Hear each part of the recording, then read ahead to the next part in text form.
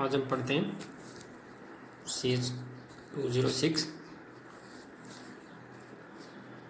Chemical reaction engineering. इसमें अपन topic देखते हैं ऑटो कैटालिटिक रिएक्शंस के बारे में।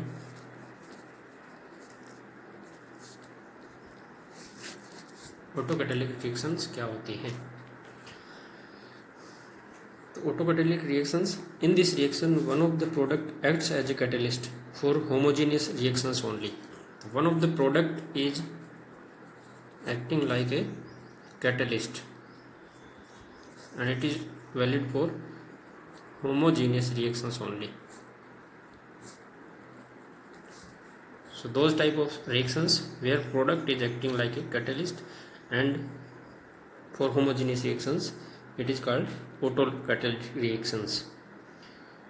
सो अपन को पता है कि कैटलिस्ट के प्रेजेंस में एनर्जी बैरियर कम हो जाता है। लाइक अगर अपन एक एनर्जी बैरियर इस तरीके से बनाएं आर और इधर रिएक्शंस का पाथ, तो किस तरीके से होगा? मान लो ये विदाउट कैटलिस्ट है, तो कैटलिस्ट के प्रेजेंस में जो एनर्जी बैरियर है वो कम हो जाएगा, इतना ही रह जाएगा। इसका मतलब है कि कैटलिस्ट के प्रेजेंस में रिएक्शंस आसानी से हो जाती हैं, रिएक्शन जल्दी हो जाती हैं। अब ऑटो कैटालिटिक रिएक्शंस का स्टोइकियोमेट्री देखें तो वो इस तरीके से आएगा,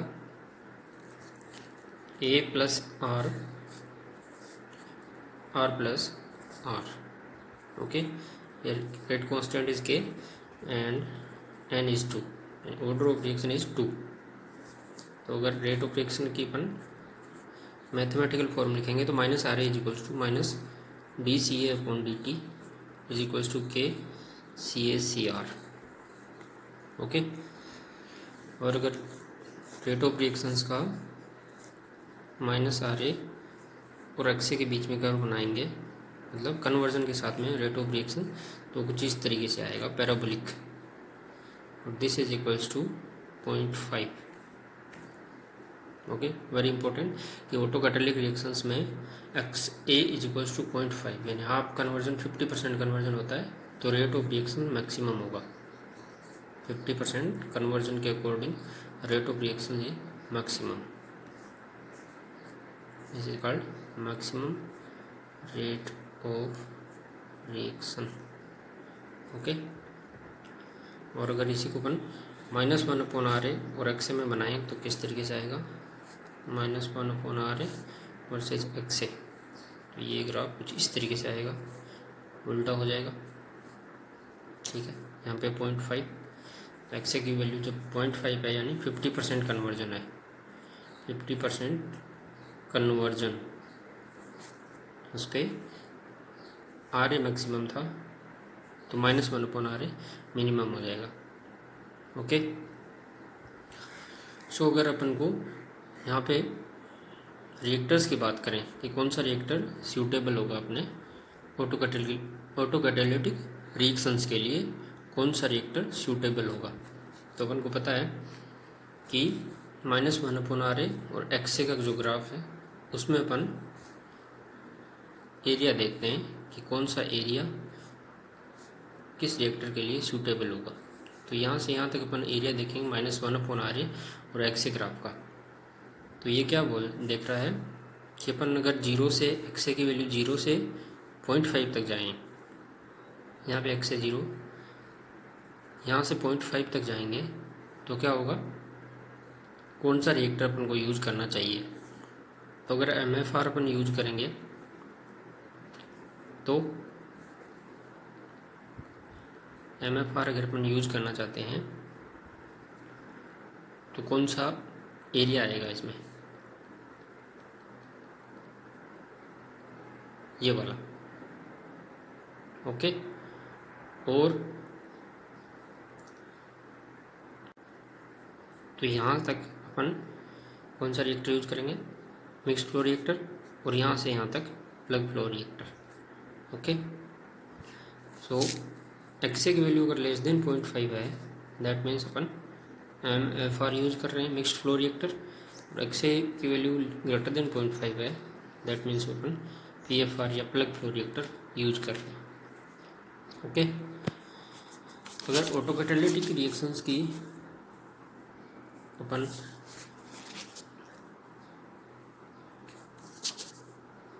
बात करें तो ये अगर मान लो इनिशियल कंसंट्रेशन सी नोट, तो वो किसके बराबर होगी, C A naught plus C R naught के, सी A naught plus C R naught, यानी इनिशियल कंसंट्रेशन दोनों के योग के बराबर होगी, और वो हमेशा सी ए प्लस सी आर के बराबर होगी, यानी सी ए और सी आर के एट एनी टाइम दोनों का योग होता कंसंट्रेशन का, वो इनिशियल कंसंट्रेशन के बराबर ही होगा। तो यहाँ से ये इक्वेशन अपन लिख सकते हैं ऑटो कैटालिटिक रिएक्शंस के लिए।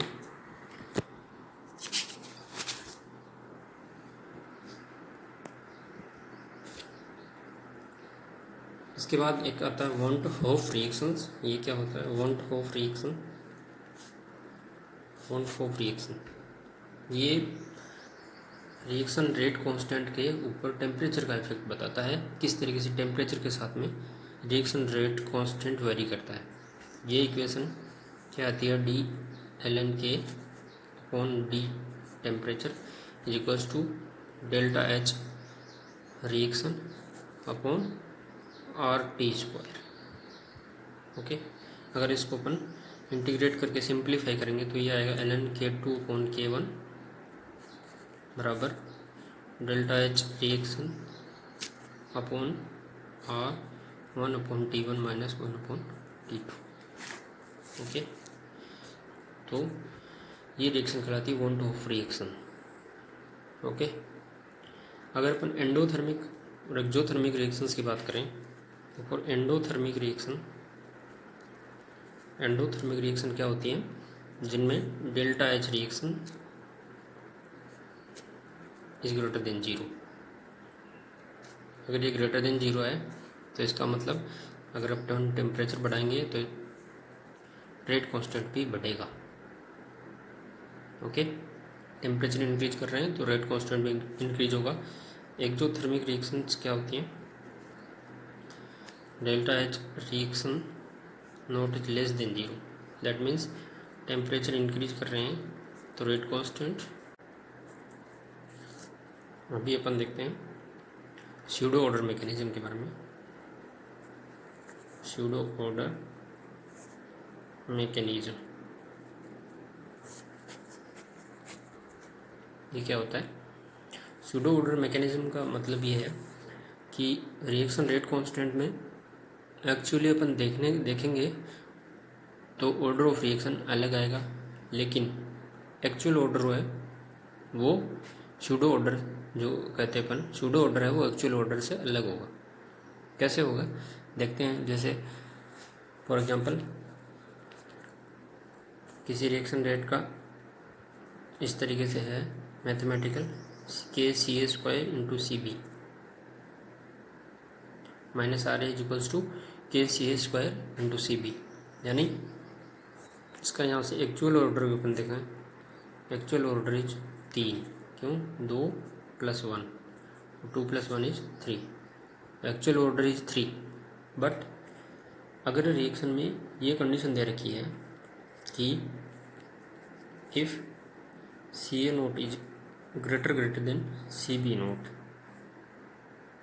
यानी initial concentration of A is very high then initial concentration of B, then इसमें क्या होगा, अगर ऐसा है तो अपन सी बी की मात्रा बहुत कम है और सी ए की वैल्यू बहुत ज़्यादा है।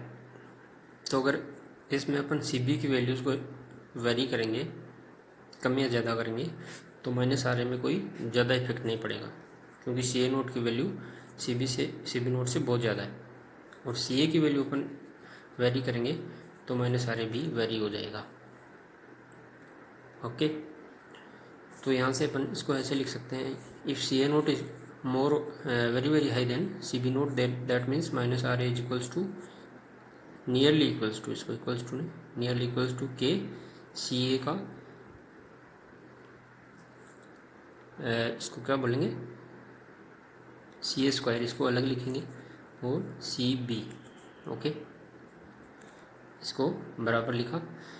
अब C A naught is very very high then C B naught, that means C A naught का कोई इफेक्ट नहीं पड़ेगा अपन के सी ए नोट, ये वैल्यू जो है के सी ए नोट का स्क्वायर, ये सी ए नोट का स्क्वायर हो जाएगा, तो ये लगभग कांस्टेंट हो जाएगी। इसको ऐसे लिख सकते हैं अपन L equals to K dash into C B.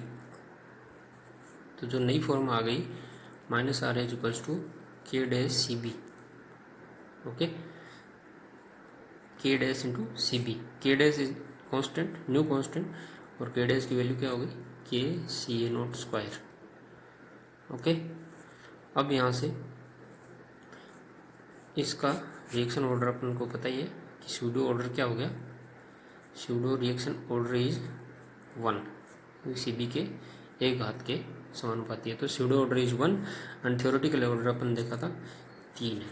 तो ऐसी रिएक्शंस होती हैं जिनका एक्चुअल ऑर्डर और सूडो ऑर्डर जो है वो अलग अलग हैं, तो उनको सूडो ऑर्डर मैकेनिज्म वाली रिएक्शंस कहते हैं।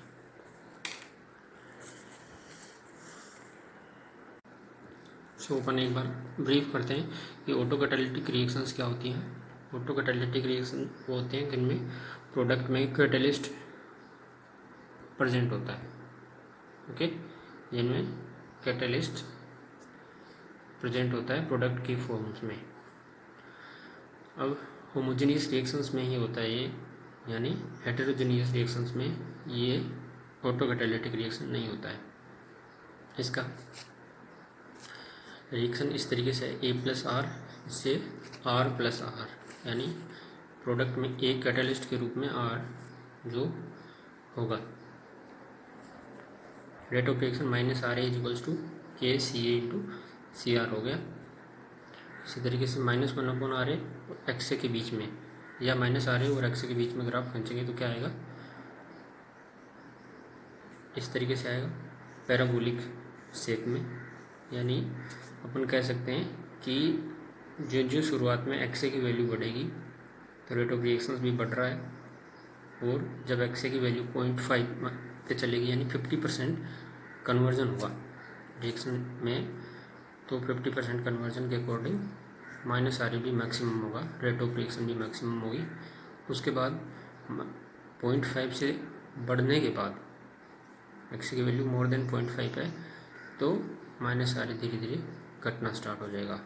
तो -1 आर ए और एक्स ए के बीच में कुछ ग्राफ इस तरीके से इन्वर्स हो जाएगा उसका, और 0.5 पे चूँकि R A minus R A की वैल्यू मैक्सिमम थी तो -1 आर ए मिनिमम हो जाएगा, क्योंकि इन्वर्स है ये।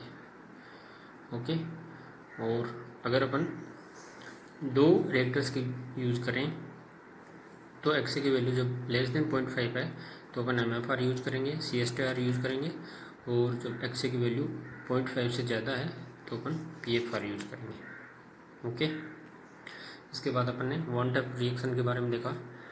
वन टाइप रिएक्शन का ये वाला फॉर्मूला है जो कि वन टाइप रिएक्शंस जिसकी इक्वेशन क्या है, ln_k2/k1 is equals to ΔH/R 1/T1 minus 1/T2। Okay, और एंडोथर्मिक रिएक्शन और एक्सोथर्मिक रिएक्शन के लिए अलग अलग इसकी इक्वेशन आएगी। एंडोथर्मिक यानी उष्मा शोषी विक्रियाएं और एक्सोथर्मिक उष्मा क्षेपीय विक्रियाएं। एंडोथर्मिक रिएक्शन के लिए अगर टेम्परेचर बढ़ाएंगे तो रेट कांस्टेंट बढ़ेगा, और एक्सोथर्मिक रिएक्शन के लिए टेम्परेचर बढ़ाएंगे तो के की वैल्यू कम हो जाएगी। ये दोनों डिफरेंस है वन टाइप रिएक्शंस के अंदर। इसके बाद में pseudo order mechanism. Pseudo order mechanism में क्या है, -RA के सी A square into C B. Okay, इसका एक्चुअल ऑर्डर 3 है, लेकिन अगर सी ए नोट की वैल्यू वेरी वेरी हाई है सी बी नोट से तो क्या होगा, -RA इक्वल के सी ए नोट का स्क्वायर इंटू सी बी। ये हो जाएगा, क्योंकि सी ए नोट बहुत ज़्यादा है तो सी ए और सी ए नोट की वैल्यू सब लगभग बराबर हो जाएगी, इसलिए सी ए नोट का स्क्वायर, और ये एक अलग कांस्टेंट हो जाएगा, उसको के डैश लिख दिया इंटू सी बी। तो नई सूडो ऑर्डर रिएक्शन किस तरीके से, -RA equals to K dash into C B. Okay, K dash नया कांस्टेंट हो गया जिसकी वैल्यू K into C A naught का स्क्वायर आ गया। और यहाँ से अपन देख सकते हैं K/Cb यानी स्यूडो ऑर्डर रिएक्शन के लिए इसका ऑर्डर कितना हो गया, 1 हो गया, जबकि एक्चुअल ऑर्डर इसका था 3। तो ऐसी रिएक्शंस को स्यूडो ऑर्डर मैकेनिज्म बोलते हैं।